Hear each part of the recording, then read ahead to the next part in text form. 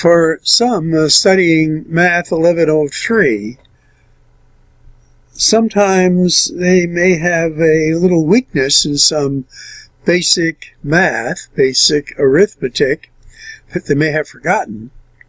So just to review some of the basic arithmetic items needed for any math course. We want to be able to write factors of a number. We want to identify prime numbers or composite numbers. This is building vocabulary here. We want to write the prime factorization of a number. Find the lowest common multiple of a list of numbers. And then here is a little bit of review of vocabulary and the divisibility test for 2, 3, and 5. All right, let's get started. Now, list the factors of a number. So what we have here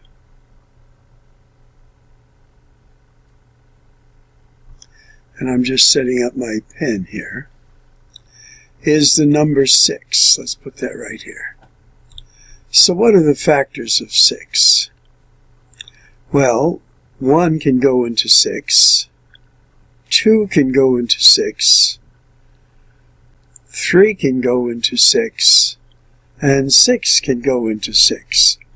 These are the these are the factors of the number 6. And then let's do 40 while we're here.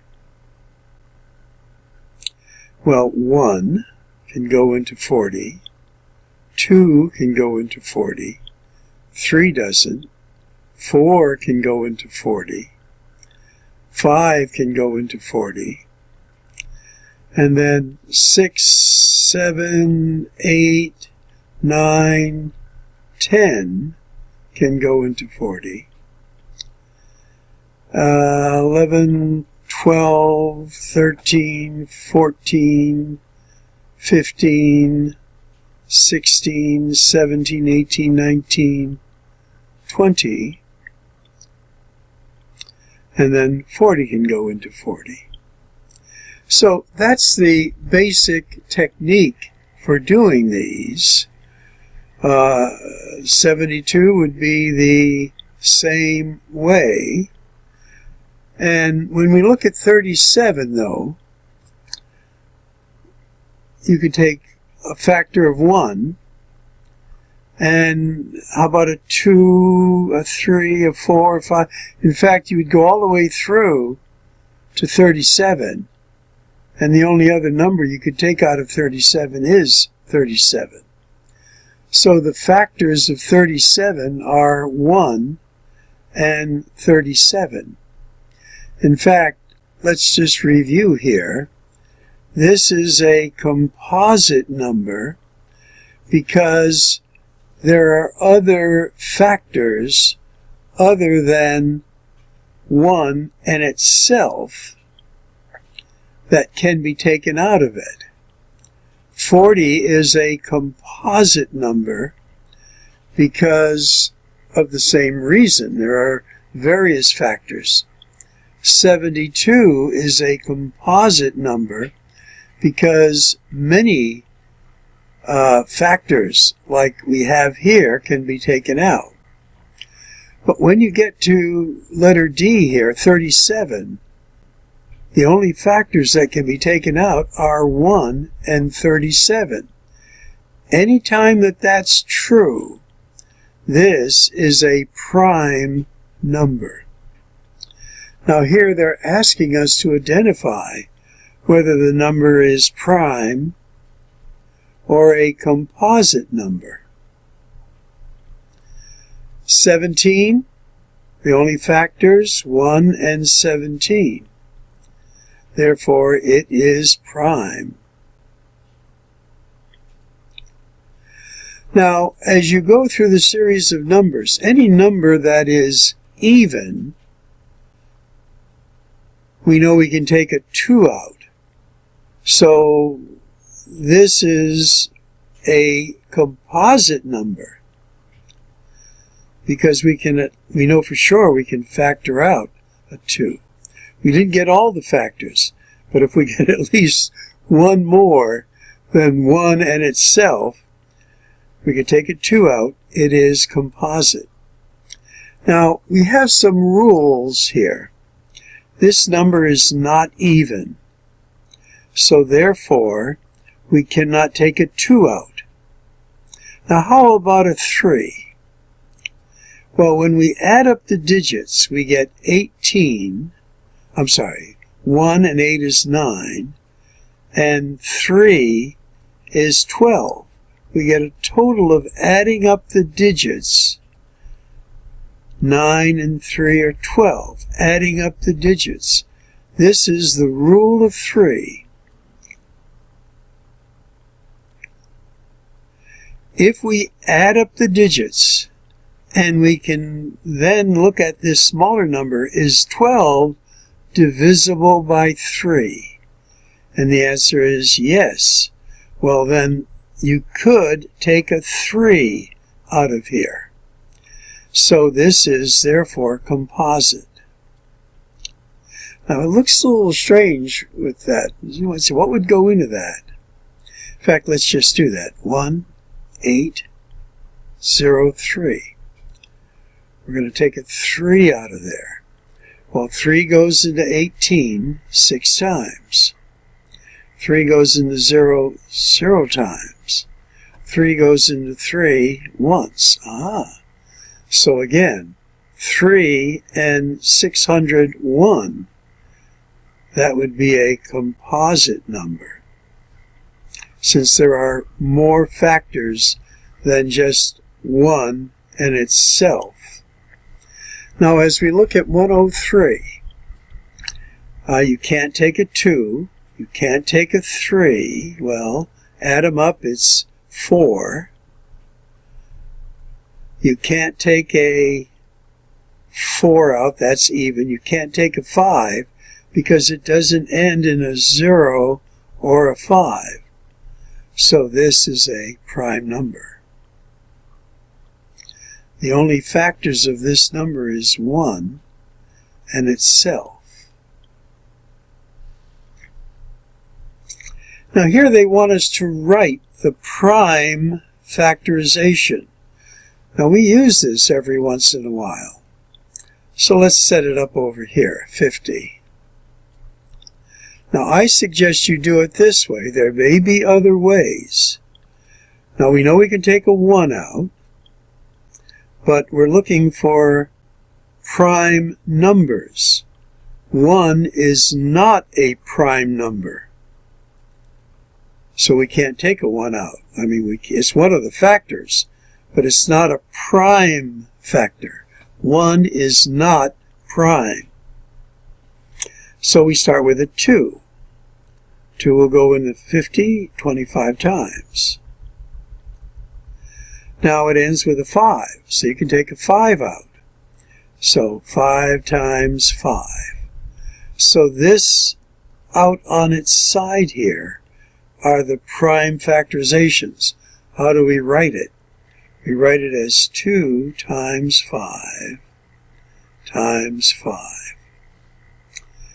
All right, let's do 80. We know we can take a 2 out. That leaves us with 40. We can take a 2 out of there. That leaves us with 20. We can take a 2 out of there. That leaves us with 10. We can take a 2 out of there, and that leaves us with 5. Now, on the side here, these are our prime factorizations. And you would write it 2 times 2 times 2 times 2 times 5. Now they're saying do not use exponents, because another way to write this would be 2 to the 4th power times 5. But they didn't want it that way. They want it this way here. All right, let's do 400. 2 200, 2, 100, 2, 50, 2, 25, 5, and 5. So listing these individually and putting that little times sign, a dot halfway up between the numbers, indicates multiplication, would be writing the prime factorization. These are all prime numbers. And for this last one, let's see if I can make some room over here. 630. So 2 would be 3, 1, 5. Now if we added these up, this would be 6 and 5, 4 and 5 is 9, and 3 is divisible into 9, so we can take a 3 out of there. 1, 0, 5. Now as we do this, we know we can take a 3 out of this, because these add up to 6. So the rule of 3 that we talked about, and we can take a 3 out of there, and there's a 1 left over, and a 5. And now we know what the rule of 5s, if it ends with a 5 or a 0, we know we can take a 5 out, and there's a 7.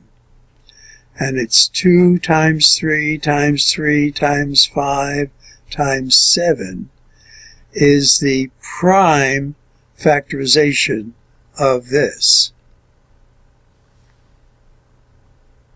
Now another common skill we're going to be building here is finding the least common multiple of numbers. Especially when we're going to work with fractions, which are coming up. We want to be able to find our common denominator, which relates to least common multiple. Now, there is a rule that I will show you here shortly, but for something like 4a here, 3 and 5, here these are both prime. So when you are dealing with both prime numbers, you find the least common multiple by just multiplying these numbers, and that would be 15. Now as you look at B, 6 and 10, these are composite numbers.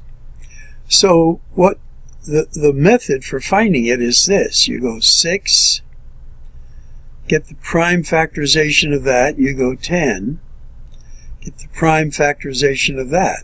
Well, here we know we have a 2 and a 3, and here we have a 2 and a 5. Our prime factorizations. Now the rule is, what's the greatest number of times that a 2 is found as a common factor in each of these numbers? Well, it's found once. Once here, once there. So the greatest number of times is once. So we'll need a 2. What's the greatest number of times? We have a 3 found in any one factorization. Once. So we're going to need a 3. And 5, once. We're going to need a 5.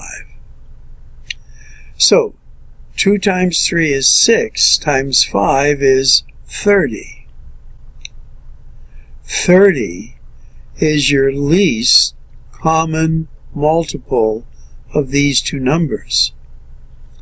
Now let's do 40 and 60. And we'll use that same technique. 2, 20, 2, 10, 2, 5,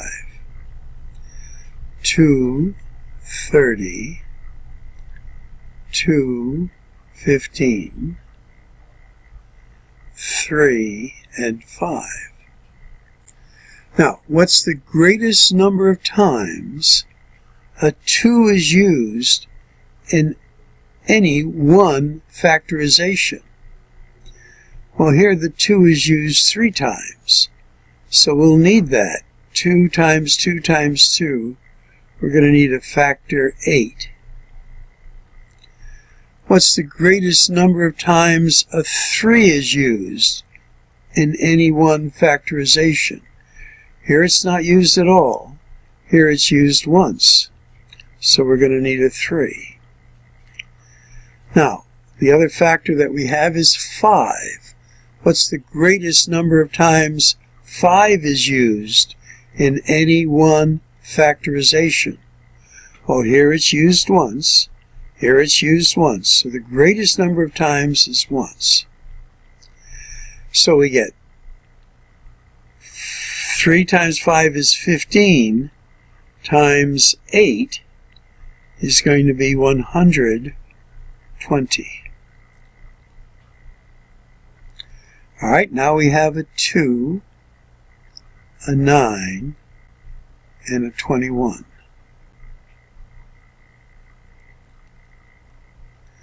Well, we have a 1 and a 2 here, that's all. 2 is prime. Here we have a 3 and a 3. Here we have a 3 and a 7. So what's the greatest number of times 2 is used? It's used once, so we'll need a 2. The greatest number of times a 3 is used? Well, for the 9, it's used twice. So we're going to need 3 times 3, which is 9. That is 2 of them. What's the greatest number of times the 7 is used? Once, so we're going to need a 7. So 2 times 9 is 18. 18 times 7 is 126.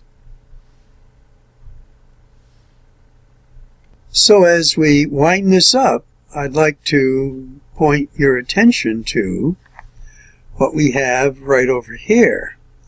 These are all the examples of the answers to the examples that we've just given you. Wow. Okay. So again, what you could do is go back, before I do it, reflect on it, see if you have what is needed, then we go through it. Now, notice we didn't do factorization. What are the factors of 72? Well, interestingly, that's done right here, and look what we would have ended up with.